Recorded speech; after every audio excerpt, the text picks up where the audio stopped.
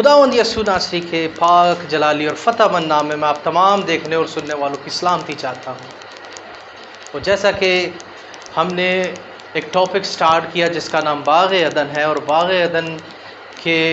حوالے سے پچھلی ویڈیو میں ہم نے بہت ساری مسکنسیپشن تھی جس پہ ہم نے بات کی، اور اس ویڈیو میں ہم دیکھیں گے کہ باغ عدن میں رہتے ہوئے انسان کیسے لعنتی ہوا، اور جو دوسرا جو لعنت میں گر گیا وہ فرشتے تھے، اور فرشتے کس طرح لعنت میں گرے، اس ٹاپک میں ہم وہ بھی سیکھیں گے۔ وہ بھی باغ عدن میں رہتے ہوئے ہی لعنتی ہوئے تھے۔ لیکن ٹاپک سٹارٹ کرنے سے پہلے میں آپ کو بتاتا چلوں کہ یہ ویڈیو، یہ پورا جو ہمارا چینل کا مقصد ہے، وہ چینل کا مقصد یہ ہے کہ ہم بورن اگین لائف کو جان سکیں، نئی پیدائش کو جان سکیں، اور یہی سلسلہ ہم نے آغاز سے شروع کیا، کریشن سے، اور کریشن کے بعد اب ہم باغ عدن پہ ہیں، اور خداوند کے فضل سے ہم نے بہت اس میں محنت کی ہے، بہت زیادہ ہم نے اس میں ریسرچ کی ہے۔ تو ضرور آپ اس چینل کو سبسکرائب کریں، ضرور اس کا بیل آئیکن بھی پریس کر دیں تاکہ آنے والی ویڈیو آپ کو موصول ہوتی رہیں۔ تو چلتے ہیں ہم اپنے ٹاپک کی طرف۔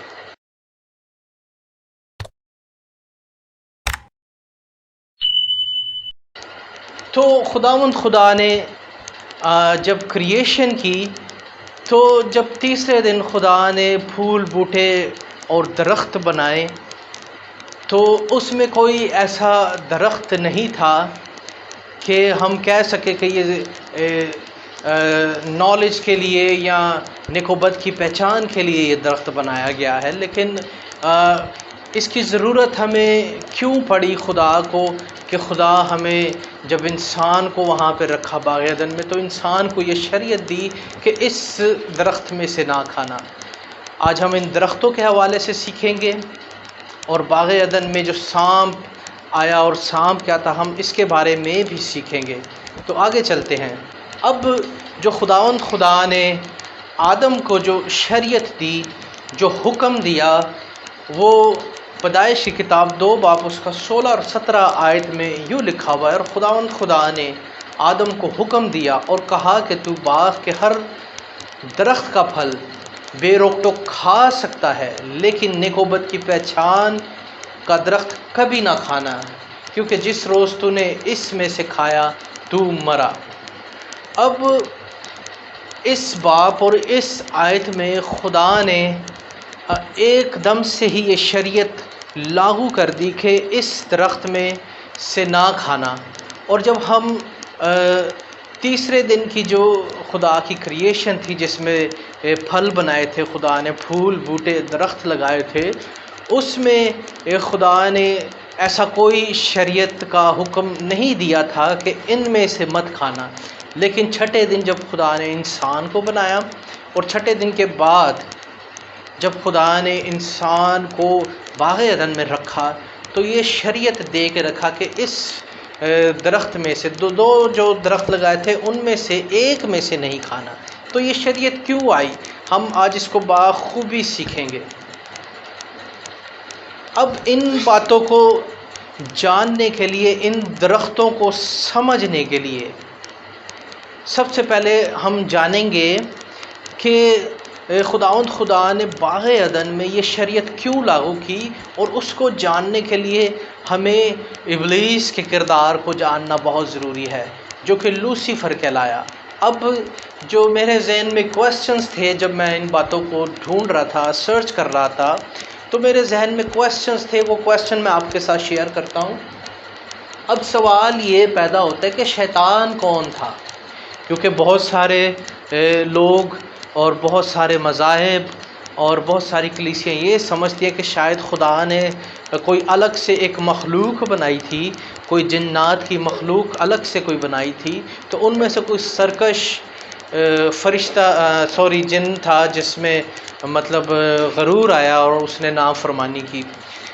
تو ہم بائبل کی روح سے اس کو دیکھیں گے کہ بائبل ہمیں کیا بتاتی ہے۔ اب شیطان باغ عدن میں کیسے آیا؟ کیا شیطان خود سانپ تھا،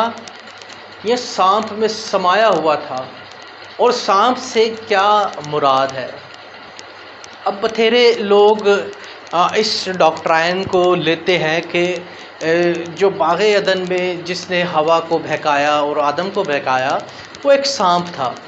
اور سانپ، میرا ان سے کویسچن ہے کہ سانپ کو کیا ضرورت تھی یہ سب کرنے کی، جب کہ ہم جب خدا نے سارے جانور بنائے تو سب جانوروں پہ انسان کو خدا نے مختار کیا، اور سب جانور انسان کے انڈر میں کیے، اور آپ جانتے ہیں کہ خود آدم نے سب کے نام رکھے، ان میں سے رینگنے والے جانور بھی، میں نے آپ کو کریشن کی ویڈیو میں بتایا تھا کہ رینگنے والے جانور بھی خدا نے بنا دیے تھے، اور رینگنے والے جانور بھی الگ سے لکھا ہوا ہے کہ وہ بھی انسان کے تابع تھے، اور ان پہ بھی خدا نے آدم کو مختار ٹھہرایا تھا۔ لیکن یہ سانپ، جو سانپ لکھا ہوا ہے، اس سے کیا مراد ہے، یہ کون ہے، اس پہ بھی ہم بات کریں گے آج۔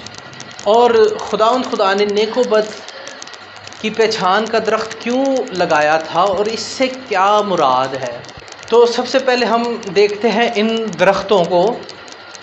کہ خدا نے جو باغ عدن میں جو درخت لگائے تھے، الگ سے لگائے تھے، جو باغ کے بیچ میں لگائے تھے، اس سے کیا مراد ہے، اس کو ہم تھوڑا سا ڈیٹیل میں دیکھیں گے آج۔ اور پیدائش 2 باب کی 9 آیت میں یوں لکھا ہوا ہے، اور خدا نے ہر درخت کو جو کھانے میں خوشنما، دیکھنے میں خوشنما اور کھانے کے لیے اچھا تھا، زمین سے اگایا، اور باغ کے بیچ میں حیات کا درخت اور نیک و بد کی پہچان کا درخت بھی لگایا۔ اب یہاں پہ جو سمجھنے والی بات ہے کہ تیسرے دن جو خدا نے کریشن کی تھی، جو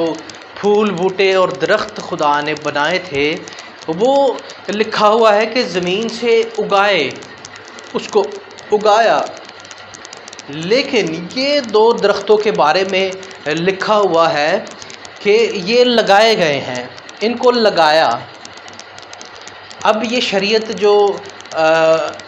آدم کو باغ میں رکھنے کے بعد دی گئی، تو اس سے کیا مراد ہے، اس سے کیا مقصد ہے؟ اب جو نیک و بد کی پہچان کا درخت ہے، اس سے کیا مراد ہے، پہلے ہم اس کو دیکھیں گے۔ اب نیک و بد کی پہچان کا درخت سے مراد، جو میں نے اخذ کیا، جو میں نے اس بات کو سیکھا، تو اٹس مین کہ یہ شیطان اور شیطان کے بارے میں کہا گیا ہے۔ یہ جو درخت ہے، یہ شیطان، ابلیس، اسپرٹ آف ابلیس ہے، اور یہ ابلیس کے بارے میں بات ہو رہی ہے، اور یہ انسان کی آزاد مرضی، اور آزاد مرضی تھی خدا نے انسان کو دی، اور اس آزاد مرضی میں رہتے ہوئے خدا نے ان کو منع کیا تھا۔ لیکن اگر ان کی آزاد مرضی یہ تھی، اگر تم نے اس میں سے کھایا تو تو مرا، اور انہوں نے چوائس کیا کہ یہ پھل یہ کھائیں گے۔ اب پھل سے کیا مراد ہے؟ پھل سے مراد یہ ہے کہ اس کے جو درخت کے پھل ہیں، اٹس مین کہ بدکاری، حرام کاری، جھوٹ، فریب، ننگ، اس سے پہلے کوئی جھوٹ نہیں تھا، کوئی فریب نہیں تھا جب یہ درخت لگایا گیا۔ اور یہ درخت لگانے کی وجہ کیوں پیش آئی، کیوں خدا نے، بعض اوقات لوگ کہتے ہیں کہ خدا نے یہ انسان کو آزمانے کے لیے یہ درخت لگایا، لیکن آج ہم سیکھیں گے کہ خدا نے یہ آزمانے کے لیے نہیں لگایا تھا، اور خدا نے اس وقت کسی کی آزمائش کے لیے یا آدم کی آزمائش کے لیے درخت نہیں لگایا تھا۔ یہ درخت لگانے کی جو مین وجہ تھی، جو پرابلم تھی، وہ تھی لوسیفر، کیونکہ باغ عدن میں ہی رہتے ہوئے جو لوسیفر ہے وہ سرکشیاں ہو گیا تھا، یا اس میں گھمنڈ آ گیا تھا، یا اس نے نافرمانی کی، تو جس کی وجہ سے خدا کو یہ درخت لگانے کی، یعنی اگر ہم اس طرح سے کہیں کہ یہ دو راستے ہیں، ایک راستہ یہ شیطان کا، ابلیس کا ہے، اور دوسرا راستہ خدا کا ہے، تو خدا نے ان کو منع کیا کہ آپ نے اس راستے پر نہیں چلنا، کیونکہ یہ راستہ ایگزسٹ ہو چکا تھا، بدی ایگزسٹ ہو چکی تھی، بدی وجود میں آ چکی تھی، اس لیے خدا کو ضرورت پڑی کہ یہ نیک و بد کی پہچان کا درخت لگائے جو کہ باغ عدن میں، اور یہ سب تشبیہات میں لکھا ہوا ہے۔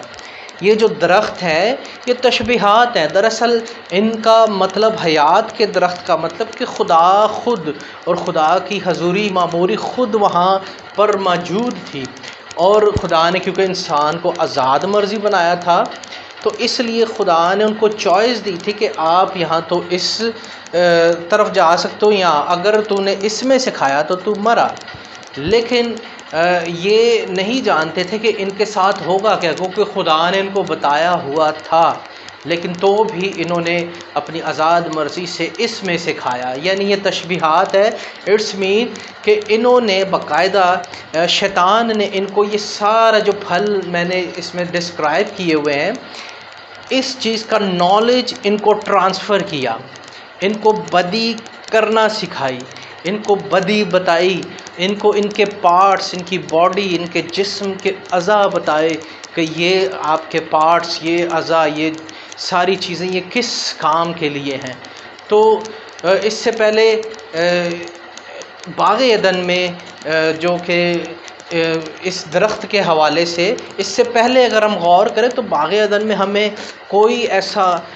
قصہ یا کوئی ایسا واقعہ نظر نہیں آتا کہ آدم اور حوا نے مباشرت کی ہو، لیکن اس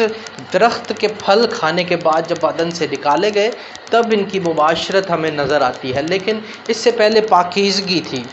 اور اس سے پہلے اس درخت کو پھل کھانے سے پہلے جب وہ اس درخت میں جی رہے تھے،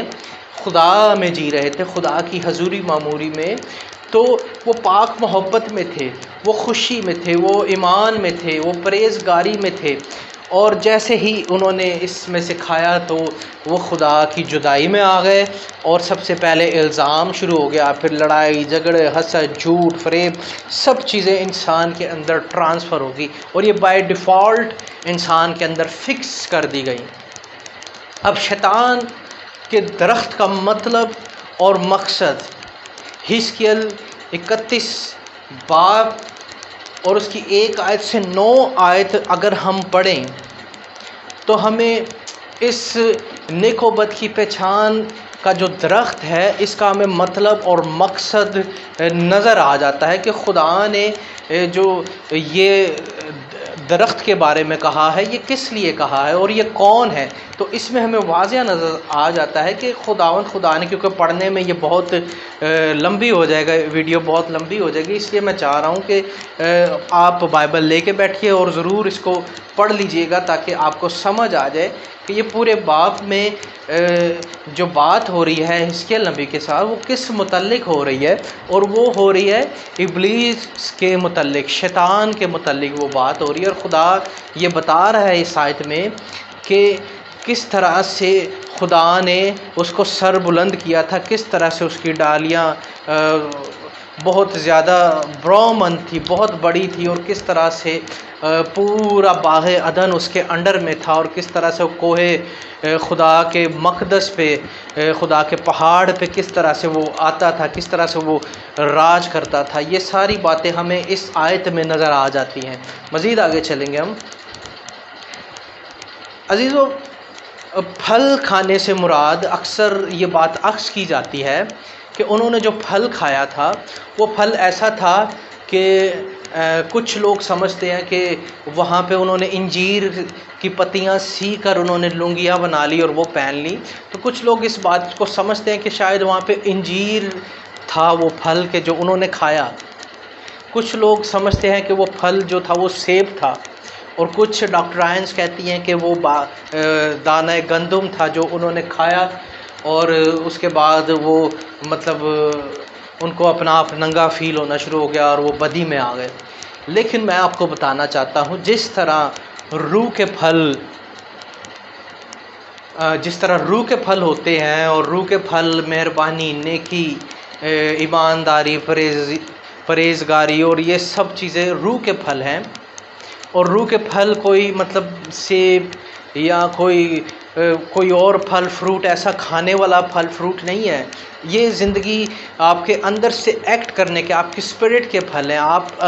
اپنی باڈی سے، اپنے اسپرٹ سے آپ ایکٹ کر کے بتاتے ہیں، یہ سارے پھل کو آپ ظاہر کرتے ہیں۔ اسی طرح سے جو نیک و بد کی پہچان کا جو درخت کا جو پھل کھایا گیا، وہ بھی کوئی سیب یا کوئی انجیر یا کوئی دانہ گندم نہیں تھا، وہ بھی جو پھل تھا وہ تھا بدی کا پھل۔ اور وہ بھی کوئی گاجر، مولی، سیب نہیں تھا، وہ بھی اس طرح تھا، انہوں نے وہاں پہ بدی کی، وہاں پہ بدی پرفارم ہوئی، وہاں پہ بدی سکھائی گئی، وہاں پہ بدی آدم اور حوا کے اندر اتاری گئی۔ اور یہ باتیں صرف تشبیہات میں لکھی ہوئی ہیں، یہ جو درخت ہے اور یہ جو پھل ہے، یہ ساری باتیں تشبیہات میں لکھی ہوئی ہیں۔ ایکچول اس کے جو پس منظر ہے، جو اس کی بیک ہینڈ پہ جو ایکچول پکچر ہے، وہ یہ ہے کہ ان کے اندر بدی اتار دی گئی، ان کو بدی کرنا سکھایا گیا، وہاں پہ ان کو ڈائمو دیا گیا بدی کرنے کے لیے، کہ بدی کا مطلب اور مقصد کیا ہے۔ بھلے وہ جھوٹ اور فریب اور جس طرح سے بھی ابلیس نے ان کو ورغلایا، لیکن انہوں نے اپنی آزاد مرضی سے وہ سب کیا جو باغ عدن میں ہوا۔ مزید آگے چلیں گے ہم۔ اب جب خدا نے ان کو منع کیا کہ اس پھل میں سے نہ کھانا، اور جس روز تو نے کھایا تو مرا، اب اس کی موت تو ڈیسائیڈ ہو گئی تھی، لیکن تو بھی یہ 930 برس جیا آدم۔ تو اس کے لیے ہم الگ سے ویڈیو کریں گے کہ وہ جو نسب نامے اور ان کی عمریں کتنی تھی، اور نوح تک کتنی تھی، اور اس کے بعد ابراہیم تک کتنی تھی، یہ ہم الگ سے ویڈیو کریں گے۔ مزید آگے چلیں گے۔ اب ان ساری باتوں کو، درختوں کو جاننے کے لیے کہ ہم سب سے پہلے دیکھیں گے کہ ابلیس، شریر شیطان، ابلیس کنورٹ کس طرح ہوا شیطان میں۔ اب شیطان کا جو لاطینی جو مطلب اردو میں ابھر کے آتا ہے وہ ہے مخالف، اگینسٹ۔ یعنی اگینسٹ سے مراد، اگر آپ اگر کوئی کام سیدھا کریں گے تو وہ اس کام کو الٹا کرے گا، وہ آپ کو الٹا رپلائی کرے گا۔ تو ابلیس نے بھی یہ وتیرہ آزمایا کہ اگر خدا کہتا ہے نیکی کرو تو ابلیس اس کے عوض بدی کرواتا ہے، اگر خدا نے کہا محبت کرو تو ابلیس اس کے عوض نفرت کرواتا ہے۔ اور یہی سارا ابلیس کا جو منصوبہ ہے وہ یہی ہے کہ ہر کسی کو مطلب خدا سے دور کر دیا جائے۔ اور ابلیس بنا کیسے؟ اب ہم اس ٹاپک پہ بات کریں گے، ابلیس بنا کیسے، جبکہ خدا نے تو اس کو فرشتہ بنایا تھا، لیکن وہ ابلیس کیسے بنا، اس کو ہم دیکھیں گے۔ اب حزقیل نبی کی کتاب 27 باب اس کی 12 اور 13 آیت میں یوں لکھا ہوا ہے کہ اے آدم ذات، سور کے بادشاہ پر یہ نوحہ کر اور اسے یہ کہہ۔ اب اے آدم ذات، اٹس مین کہ خدا مخاطب ہے، اور خدا کس کے ساتھ مخاطب ہے؟ آدم ذات۔ اور یہ آدم ذات کون ہے؟ یہ آدم ذات حزقیل نبی ہے۔ یہ میں بات آپ کو اس لیے تھوڑا سا ڈیٹیل میں بتا رہا ہوں کیونکہ کچھ لوگ سمجھتے ہیں کہ یہ بات تو کسی آدم ذات کے ساتھ ہو رہی ہے، یا یہ بات کسی سور کے بادشاہ کے لیے ہو رہی ہے۔ لیکن میں آپ کو بتانا چاہتا ہوں کہ یہ جو آیت ہے یہ ڈبل ریفرنس آیت ہے۔ ڈبل ریفرنس کس طرح ہے وہ میں آپ کو بتاتا ہوں کہ اے آدم ذات سے مراد کہ اے حزقیل، اگر خداوند خدا حزقیل کا نام لے کے پکارتا تو آدم ذات یا حزقیل نبی دونوں ایک ہی بات ہوتی۔ سور کے بادشاہ پر یہ نوحہ کر۔ اب نوحہ سے مراد کہ سور کے بادشاہ کو یہ جا کے کہہ، دکھ سے کہہ، تکلیف سے کہہ، ماتم سے کہہ۔ نوحہ سے مراد یہی ہے کہ دکھ، تکلیف اور ماتم، یہ نوحہ کر اور اسے یہ کہہ، یعنی حزقیل کس کو جا کے یہ کہے؟ سور کے بادشاہ کو جا کے کہے، کیا کہے کہ خداوند خدا یوں فرماتا ہے، خداوند خدا کیا فرماتا ہے، یوں فرماتا ہے۔ ابھی ایک تو ہو گیا آدم ذات جو حزقیل نبی ہے، دوسرا ہو گیا اس میں سور کا بادشاہ، اور پہلا خدا، ٹھیک ہے، خدا نے آدم ذات حزقیل سے کہا، سور کے بادشاہ کے لیے کہا۔ اب جو تیسرا اس میں ریفرنس آ رہا ہے وہ ابلیس کے لیے آ رہا ہے، اور یہ ریفرنس اس لیے دیا گیا کہ اس کو جائے عبرت بنا کے پیش کیا جائے، اس کو جائے عبرت بتایا جائے۔ اور کیا کہا خداوند خدا نے کہ تو خاتم الدانش سے معمور اور حسن میں کامل تھا۔ اب یہ بات لوسیفر کی سٹارٹ ہو گئی ہے۔ اب تیسرا ریفرنس جو سور کے بادشاہ کو جا کے اس نے بتانا ہے کہ بھائی جو باغ عدن میں جو ابلیس تھا، جو فرشتہ تھا پہلے، اب وہ کیا تھا کہ وہ دانش میں کمال تھا، اس کا حسن بھی کمال تھا، اور اس کی عقل مندی، اور خدا نے اس کو بہت خوبصورت بنایا تھا۔ اس کو جا کے یہ کہے کہ تو خاتم الکمال، دانش سے معمور اور حسن میں کمال تھا، کامل تھا۔ اب 13 باب میں ہمیں یہ ریفرنس ملتا ہے کہ خدا نے آدم سے پہلے لوسیفر کو وہاں پہ رکھا تھا، وہاں کی گورنمنٹ دی ہوئی تھی پورے دنیا کی، اور آسمان زمین کا اس کو ایک قسم کا خدا نے مختار ٹھہرایا تھا کہ خدا نے کا اس کو رکھا ہوا تھا کہ یہ ہر چیز پر نظر ثانی کرے۔ اب 13 باب میں ہمیں پتہ چلتا ہے کہ تو عدن میں باغ خدا میں رہا کرتا تھا۔ باغ خدا یا باغ عدن، عدن میں جو خدا نے باغ لگایا تھا، یہ ایک ہی بات ہے، خدا کا باغ یا باغ عدن ایک ہی بات ہے۔ ہر ایک قیمتی پتھر تیری پوشاش کے لیے تھا۔ مثلاً آگے سب پتھروں کے نام لکھے ہوئے ہیں، کون کون سے پتھر، اور یہ سب کچھ خدا نے اس کے ڈریس میں، اس کا جو پوشاک تھی اس میں رکھا ہوا تھا۔ خدا نے اتنا قیمتی کہ اس کو زیور، اس کے زیورات اتنے قیمتی تھے، اس کی پوشاک اتنی قیمتی تھی، اس کے پر اتنے قیمتی تھے، بہت زیادہ خدا نے اس کو رچ، اور بہت زیادہ خدا نے اس کو خوبصورت بنایا تھا۔ اور آپ ضرور بائبل لے کے کمپلیٹ پڑھیے گا، میں نے صرف ہاف پڑھا ہے۔ اب جو اس میں پتھروں کے نام لکھے ہوئے ہیں، یہ پتھر میں آپ کو تھوڑا سا نالج آپ کو دیتا چلوں یہاں پہ، کہ آپ نے جہاں کہیں بھی لاوا یعنی ویلکینو، لاوا ابھرتا ہوا دیکھا ہو، یا جس پہاڑ میں لاوا ہو یا آگ ہو بہت زیادہ، تو اگر جو وہ ڈرائی جب ہوتا ہے تو اس میں بہت ساری دھاتیں مل کر کوئی نہ کوئی ایک قیمتی قسم کی دھاتیں بنا دیتی ہیں، اور قیمتی قسم کے پتھر اور سٹون اور ہیرے جواہرات بنا دیتے ہیں۔ تو اسی طرح جب خداوند خدا موریہ کے پہاڑ پہ، جب خدا کوہ مقدس پہ جب اپنی حضوری وہاں پہ ہوتی تھی خدا کی، اور خداوند خدا اس پہاڑ پہ اترتے تھے، اور جب وہ پہاڑ، جب آپ نے پڑھا ہوگا ہر جگہ پہ خدا جہاں بھی اترتے تھے وہاں وہ پہاڑ سلگنے لگتا تھا، بہت زیادہ ہیٹ اپ ہو جاتا تھا، سلگنے لگتا تھا، اور وہ خدا کی حضوری اور معموری کی وجہ سے اس پہاڑ کے اندر جو دھاتیں تھیں وہ مل کے قیمتی پتھر، اور اس کے لیے میں الگ سے ایک ویڈیو کروں گا، کون سی دھات کس چیز سے مل کر کون سا پتھر یا کون سی دھات بنا دیتی ہے، یا کون سے ایسے قیمتی زیورات بن جاتے ہیں، وہ اس کے لیے میں الگ سے ویڈیو کروں گا، لیکن آج جو ہمارا ٹاپک ہم اسی پہ رہیں گے۔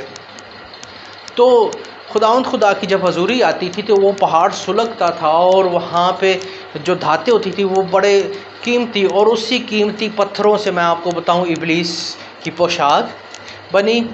اور انہی قیمتی پتھروں سے اسی جگہ پہ ہیکل بنی، اور وہی قیمتی پتھر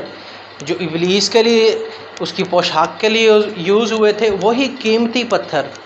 ہیکل میں بھی جو سلیمان بادشاہ نے بنوائی تھی، اس میں بھی وہی قیمتی پتھر جو اسی پہاڑ سے نکلے تھے، جب اس کی کھدائی ہوئی تو وہی پتھر نکلے، اور وہی پتھر پھر وہاں پہ یوز ہوئے۔